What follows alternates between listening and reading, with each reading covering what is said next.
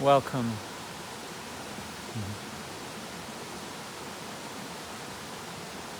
Ah.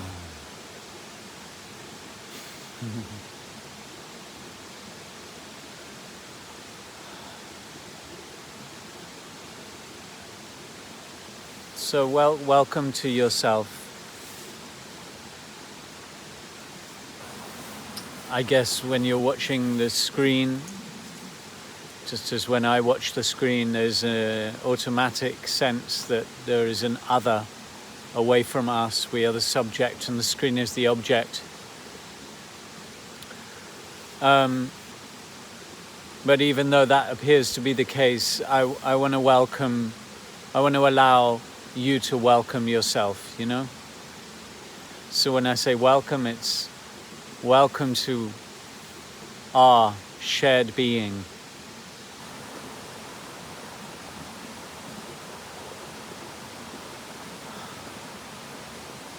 Welcome to this being that we are. This open, empty, spacious presence. I like to call awareness, but we could call it what we like. What matters is our exploration and our actualization of that experience. And it's already happening. We don't look for it anywhere. It's already happening. It's just that we mistake ourselves as in the human experience, we mistake ourselves to share the limits and the destiny of the mind, of the thoughts, of the things that come and go, of our nationality, our age, our gender. All of these things have limits. And unless we inquire as to who we really are, we will automatically assume that we share those limits. So our actual experience, right here, right now, that we welcome ourselves to in every moment.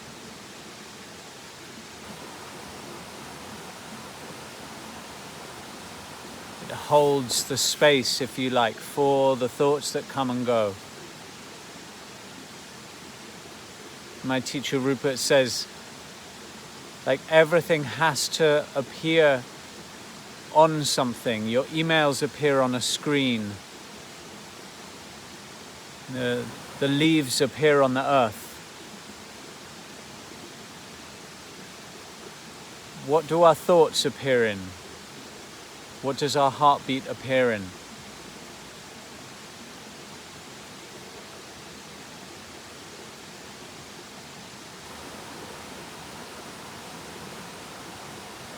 The spacious presence that everything comes and goes magically from within the awareness, made of the awareness. But we are not that which comes and goes. We are that which it is all made of. So we don't share the limits and the destiny of these things that come and go. So we welcome ourselves to that presence, to this here and now. Shift out of the philosophy, the mind, the explanation, and because that works for some people, it doesn't work for others.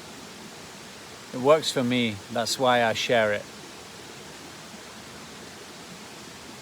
Otherwise, peace and happiness, just the assumption is that it's another thing that comes and goes. But it doesn't come and go. It is our true nature, and everything else comes and goes. When we get lost in the thoughts, when we get lost in all the things of life, we lose that sense of deep inner peace. So the peace is revealed. So let's allow the peace to be revealed. And we don't have to switch off the mind. We don't have to switch off the movie to see the screen. To see the screen that the movie characters are made of, that the movie is made of. We don't have to turn off the movie. We don't have to practice for years, achieving deep, deep, deep states of meditation that are akin to deep sleep. We don't have to turn off the movie to know who we really are. We just have to listen to the direct experience that is right here.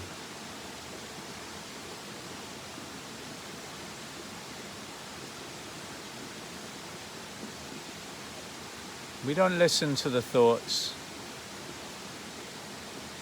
We listen to that which is aware of the thoughts, whatever comes and goes. We listen to that which is aware, that which knows it all.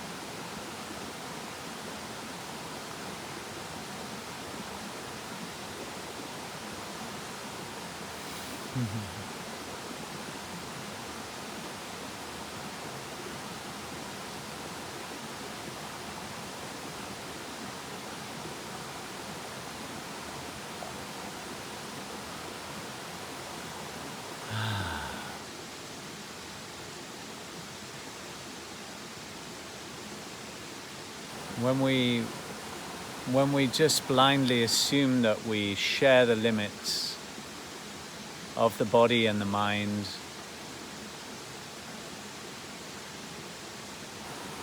we then have to be someone. We have to have a point in life.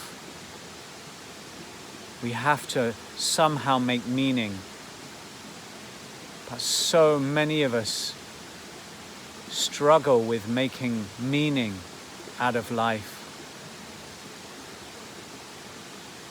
So many people secretly, sometimes not so secretly, but so many of us, we hit this point in our life, maybe early on, maybe later, where we go, what is the point? What does it all mean?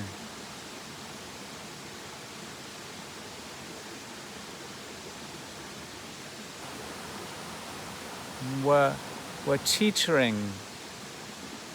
When we're there in that place, we're teetering on admitting to ourselves that there is no meaning.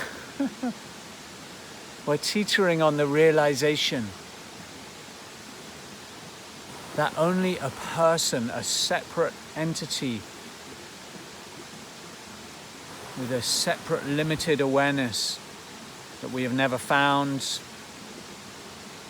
because our actual experience is that we are unlimited. Our direct experience is not boxed, it's not labeled.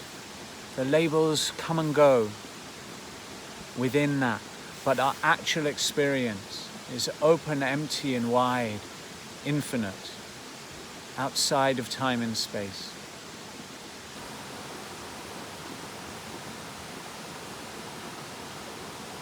Consciousness dancing. There is no meaning. It's like, imagine watching a extraordinary dance from way up above the world. This intricate dance with all its dramas and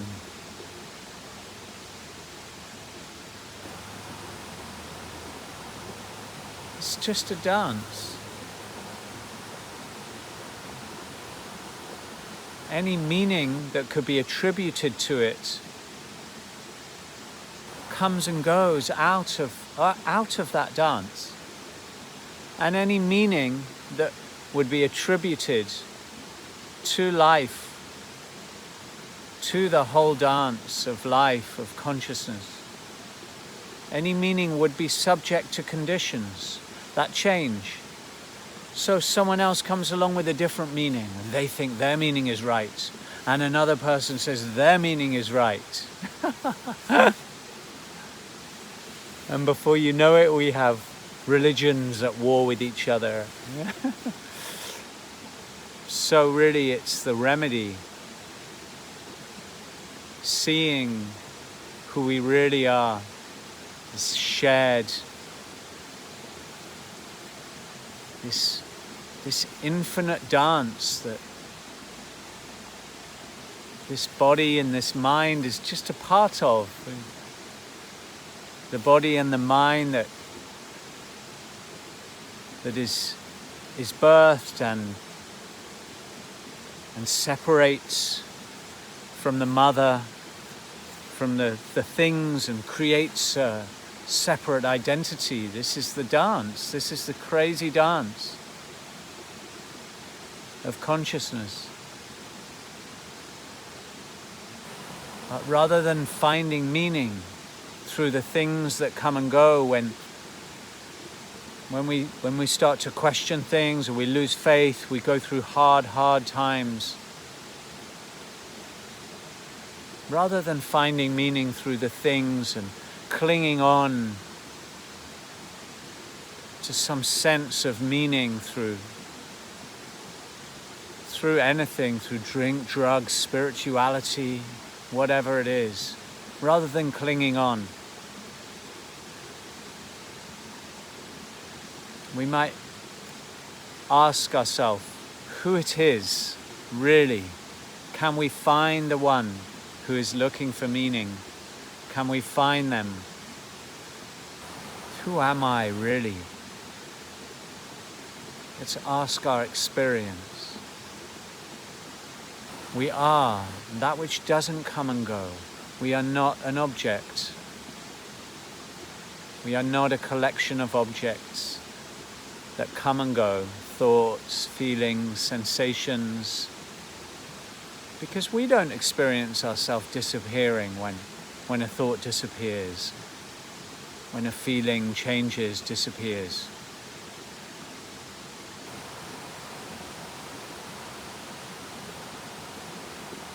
We are that which doesn't come and go. So I invite us to taste that, to drink that in and allow it to infuse our everyday life. And then that realization that it seeps in forever, it seeps in more and more and more. I don't think there's any point at which there's no goal. There's no end point. That's just the ego that wants something to be achieved. That's again where we're going into the person who wants to achieve something. Really, there is no end point, but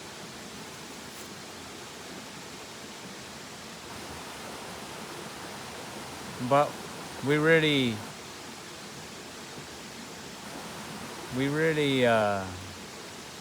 benefit from inquiring,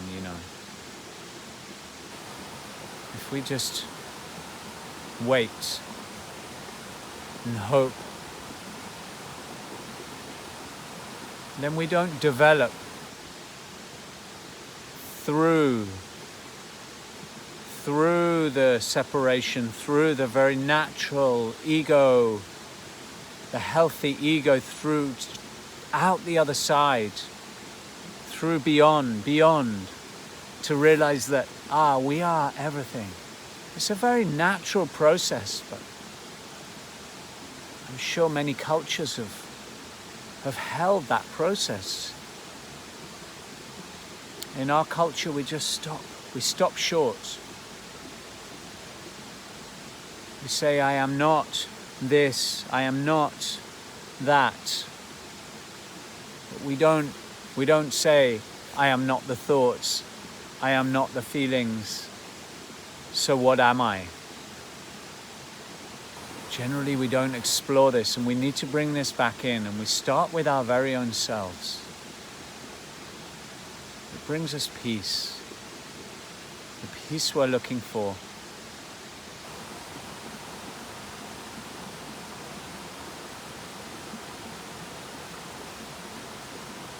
It's no wonder that people go mad.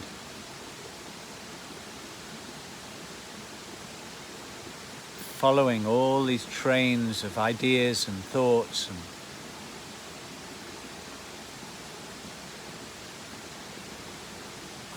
we must remember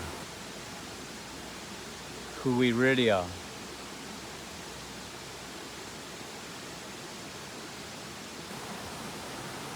And abide in that.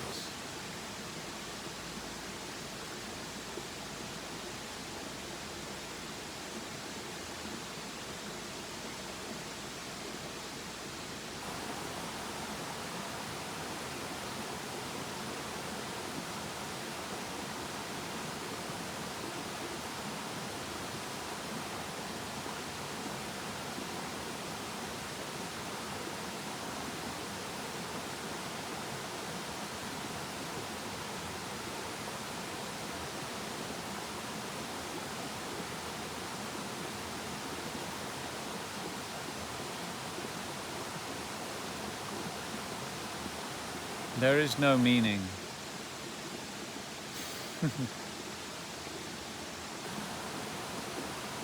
And that's a good thing. Thank goodness. If there was a meaning, we would have to hold on to it for dear life.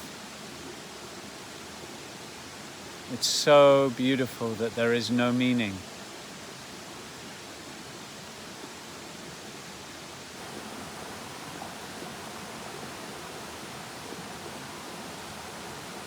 Yet that realization must be accompanied by an understanding, experiential understanding, that we are that which is aware.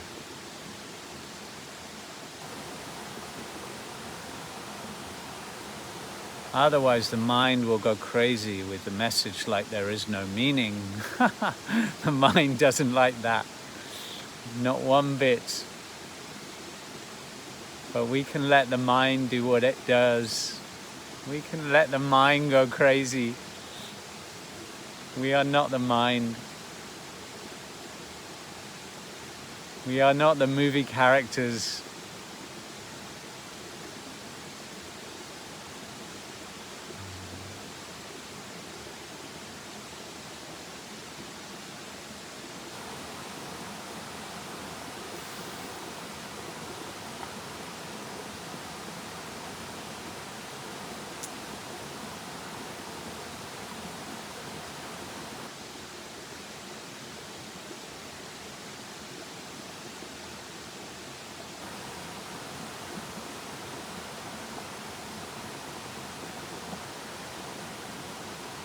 So I invite us to really drink in the peace of who we really are.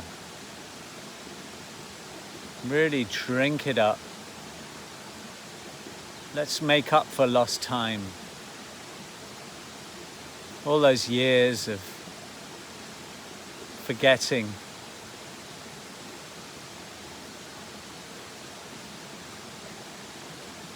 Forgetting who we really were all along. Let's open up to the infinite, eternal oneness of all things.